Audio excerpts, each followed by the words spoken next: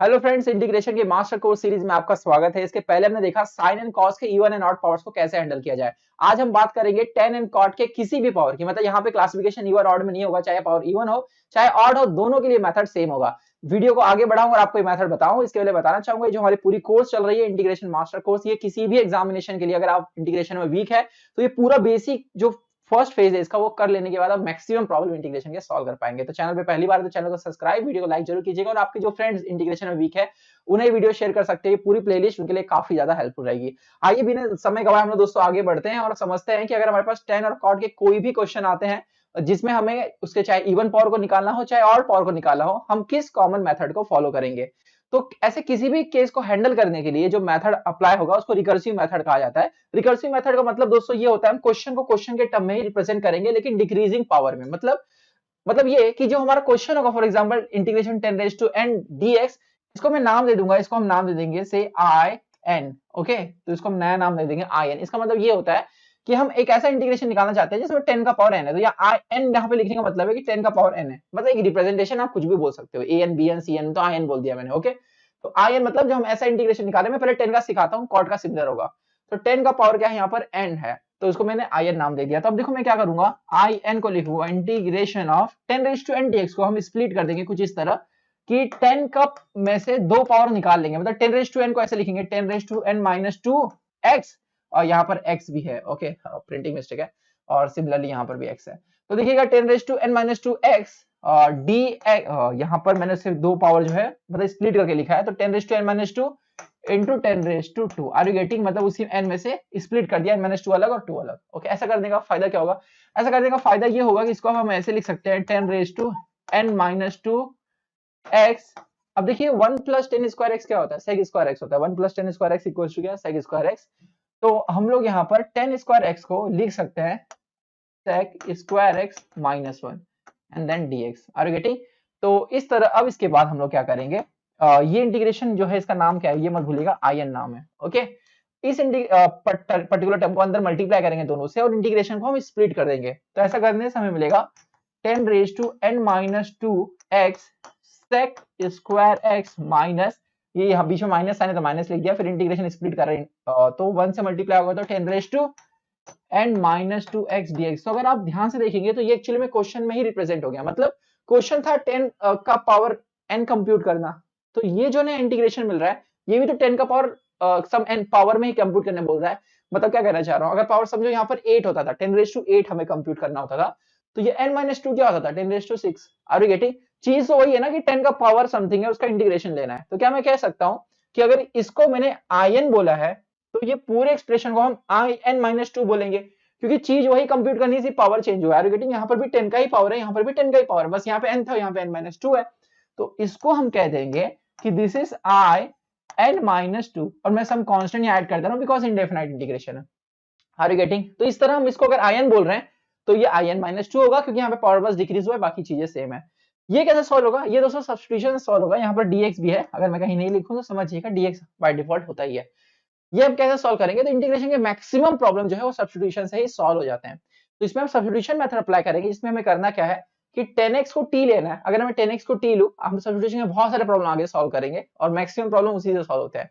तो हम देखेंगे 10x को अगर हम t ले तो sec स्क्वायर x dx जो है वो dt हो जाएगा। Are you getting? अगर हम 10x को t ले तो sec स्क्वायर x dt हो जाएगा। तो ये इंटीग्रेशन तब्दील हो जाएगा dt, इतना पार्ट dt हो जाएगा, क्योंकि 10x को t लिया है तो उसका पावर क्या है? n माइनस 2, और यहाँ पर इसको हमने कह दिया सॉरी, यहाँ पर इसको हमने कह दिया, बीच में माइनस साइन है, इसको माइनस में बड़ा लिख देता हूँ एक ही बार, और इसको हमने कह दिया आई एन माइनस 2। गेटिंग? अब इसको हम थोड़ा सिंप्लीफाई कर लेंगे और फाइनल आंसर जो है मैं और यहीं पे लिख देता हूँ। ये जो इंटीग्रेशन है यहाँ पे मैं फाइनल आंसर लिखूंगा, फिर मैं आपको बताऊंगा डायरेक्टली अगर आपको ये फॉर्मूला याद होती है तो कैसे आप इसे अप्लाई कर सकते हो। बहुत आसान है अप्लाई करना, इसका जो प्रूफ है वो भी काफी आसान है, भूल गए डायरेक्ट फॉर्मूला तो ऐसे आप कर सकते हो। ठीक है, so this is equal to, देखो t raise to n minus 2 का इंटीग्रेशन क्या होगा? t raise to n minus 1 divide by n minus 1, right? t raise to n minus 1 divide by n minus 1, फिर माइनस क्या? i n minus 2 plus c, और ये किसका answer है? i n का। But what is t? t is 10x, तो ये t को हटा करके हम इसकी जगह क्या लिख सकते हैं? इसकी जगह 10x लिख सकते हैं। ठीक है, so it will be n raise to n minus 1x divide by this, अब देखो हम ये आंसर आ चुका है। अब अगर हमारे पास कोई क्वेश्चन आता है तो कैसे हम इसे फटाक से सॉल्व कर सकते हैं, ये मैं आपको एक एग्जांपल के जरिए बताता हूँ, बहुत बेहतरीन समझ जाएंगे। ठीक है, तो इसको मैं पूरा सिलेक्ट कर लेता हूँ एक साथ। या सी, अगर एग्जाम मुझे क्वेश्चन आता है कि compute integration of 10 raise to से 8x, ओके, तो इसको हमने नाम दे दिया i8, ये i8 है। अब इसके ऊपर हम ये रिकर्शन वाला फॉर्मूला लगाएंगे। तो ये फॉर्मूला क्या कहता है कि i8 इक्वल टू, देखो यहाँ पे 8 पुट करना है इनकी जगह, 8 माइनस 1, तो 10 रेज टू 8 माइनस 1 कितना होगा 7x, और फिर उसी से डिवाइडेड पावर, मतलब वही पावर से डिवाइड करना है, 9 माइनस 1 से डिवाइड करना है, तो 7 है, 7 से डिवाइड, इतना आसान है। माइनस n माइनस 2, तो 8 है तो उसमें से 2 घटाना है, यहाँ पे 1 है यहाँ पे 2, तो ये हो जाएगा i6। अब यहाँ पर बस आपको एक चीज समझना है कि अब i6 कैसे निकलेगा। तो i6 निकालने के लिए फिर से यही फॉर्मूला लगानी है, मतलब आपको तब तक लगाते जाना है जब तक वो 1 में रिड्यूस नहीं हो जाए या 0 में रिड्यूस नहीं हो जाए। तो अब क्या करेंगे भाई, तो अब यहाँ पर देखो 6 पुट करोगे, तो इसलिए मैं इसी में वापस से लिखूंगा, ये i6 हटाऊंगा, ये c हम बाद में ऐड कर देंगे। ठीक है, तो देखिएगा जो i6 आया था उसका आंसर क्या होगा, यहाँ पे 6 लिखो, 6 लिखो, यहाँ पे क्या आएगा, एक पावर कम, यानी ब्रैकेट लगाना मत भूलना, बाहर माइनस है, 10 रेज टू 6 से कम 5x डिवाइड बाय 5 माइनस 6 से 2 कम, मतलब यहाँ पे जो एक पावर है उससे कम यहाँ रहेगा, मतलब 4 रहेगा यहाँ पर। ठीक है, तो i4 प्लस ये हम एकदम एंड में लिखेंगे बाद में। अब इसके बाद जो है इसको कैसे सॉल्व करेंगे, तो देखो ये माइनस अंदर आएगा तो ये प्लस हो जाएगा, तो ये साइन का ध्यान रखना, नहीं तो क्या पूरा गलत हो जाएगा और कुछ नहीं। तो लाइक दिस, ये प्लस हो गया। अब i4 कैसे निकलेगा, i4 निकालेंगे, यहाँ पे n की जगह 4 पुट करो। सो आपको पता है क्या रिकर्शन में आएगा, रिकर्शन में यहाँ पर i4 का आंसर आएगा सबसे पहले 10 का पावर में 4 से कम यानी 3x। ठीक है, राइट, यहाँ पे 4 है तो यहाँ पे क्या आ जाएगा 4 minus 1 3 divide by 3, then minus i2 plus में कांस्टेंट। अब i2 का आंसर कैसे निकलेगा, तो यहाँ पे 2 पुट करो, सो यू विल गेट, अब यहाँ पे ध्यान देना आपको बाहर माइनस है, ओके, तो वो माइनस अंदर जाएगा तो सब रिवर्स हो जाएगा, तो ये भी ध्यान रखना है आपको। तो यहाँ पर टर्म आएगा 10x, है ना, यहाँ पे 2 है तो 2 माइनस 1 1 होगा, 2 माइनस 1 1, तो 10x माइनस यहाँ पर हम जो हमारे पास 2 था, तो 2 माइनस 2 कितना हो गया 0 हो गया, करेक्ट। तो 0 हो गया मतलब i0 की बात कर रहे हैं, तो 10 रेज टू 0 क्या होगा, इट विल बी लाइक 1 1 होगा, तो इंटीग्रेशन dx क्या होगा, x होगा, तो एंड में हमारे पास क्या बचेगा ओनली x। ओके, तो at the end we will get, और देखो बाहर माइनस था तो इस माइनस को प्लस कर देगा, तो we will get plus x plus c। So I hope दोस्तों आपको समझ में आया कि जैसे हमने 8 से स्टार्ट किया था तो पावर हमारा किस पे जाकर रुका 0 पे, वैसे आप चेक कर सकते हो, आप 7 का पावर ले सकते हो, आप देखोगे i1 पे आप जाओगे, तो एक बार अगर आप या तो 0 पे रुकोगे या तो 1 पे रुकोगे, आर यू गेटिंग, मतलब मैं i0 या i1 की बात कर रहा हूँ। तो अगर i0 आ गया तो उसका आंसर सीधा x होगा, i1 आ गया मतलब इंटीग्रेशन 10x की बात चालू है, i1 मतलब यहाँ पे पावर क्या 1, तो इंटीग्रेशन 10x क्या होता है log of sec x, तो कभी i1 पे रुक गए तो उसके आगे नेगेटिव नहीं जाएगा, मतलब आप बोलोगे नहीं इस फॉर्मूले में 1 पुट करते हैं तो 1 माइनस 1 यहाँ पे 1 माइनस 1 0 हो जाएगा, तो अनडिफाइंड हो जाएगा, राइट। तो रुकना 0 पे है या तो 1 पे है, वो आपके हाथ में नहीं रहेगा, 0 1 पे रुकोगे, वो पावर पे डिपेंड करता है। यहाँ पे 8 था तो आप 0 पे रुके, और अगर आपके पास 7 होता तो आप देखोगे i1 पे रुकोगे, तो i1 का answer log of mod of sec x आ जाएगा। Are you getting, so easy एकदम। लेकिन अगर इसी तरह समझो cot रेस टू यहाँ पर ये वाला अगर केस हो, तो एग्जैक्टली अभी जैसे सॉल्व किया था वही फॉर्मूला होगी, बस फॉर्मूले में थोड़ा सा चेंजेस क्या होगा कि आई एन इक्वल्स टू, अभी हम देख रहे थे 10 raise to n minus 1 upon n minus 1, तो अभी क्या होगा cot raise to n minus 1 x divide by n minus 1 और i n माइनस 2 प्लस, ये ऐसे ही रहेगा, बस यहाँ पर भी माइनस आ जाएगा, बस इतना सा चेंजेस आएगा।